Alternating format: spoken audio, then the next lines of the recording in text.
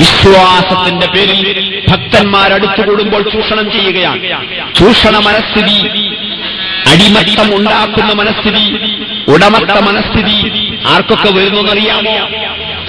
ഈ കഴിഞ്ഞ ദശകങ്ങളിൽ കേരളത്തിൽ കത്തിത്തിളങ്ങി നിന്ന ഒരു വ്യക്തിത്വമാണ് ഗുരു നിത്യ ചൈതന്യയതി.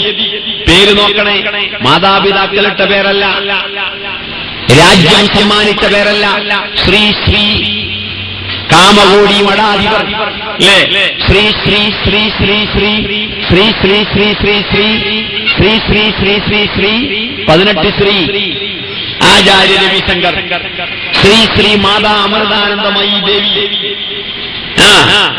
സയ്യിദ് മുഹമ്മദ് അലി ശിഹാബ് തങ്ങൾ. മനസ്സിലായോ? പേരുകൾ കൊണ്ട് വലുതാവുക. ആര്? ജനങ്ങൾ വലുതാക്കുകയാണ്, മറ്റുള്ളവർ വലുതാക്കുകയാണ്. എന്താ ആവശ്യം? കണ്ടോ നിങ്ങൾ? എന്തിനീ മുസ്ലിം തങ്ങളുടെ കുടുംബം ഖലീലിത്തങ്ങൾ, പാണക്കാട് തങ്ങൾ അങ്ങനൊന്നുമില്ല. അവരൊന്നും നബിയുടെ കുടുംബമായി പ്രത്യേകിച്ച് ബന്ധമൊന്നും അവർക്കില്ല. ആദർശം കൊണ്ട് തീരെയില്ല. ബാലനും ജോസഫും ഏലിയാമയും സാറാമയും കല്യാണിക്കുട്ടിയും ആയിഷക്കുട്ടിയും ലാൽകുത്ത് അദ്വാനിയും വിനയക്കത്തിയാറും അശോക സിംഗാളും എല്ലാവരും ആദമിന്റെ മക്കളാണ്. എല്ലാവരും തങ്ങന്മാരാണ്. എല്ലാവരും തങ്ങളുടെ മക്കളാണ്. മനസ്സിലായില്ലേ?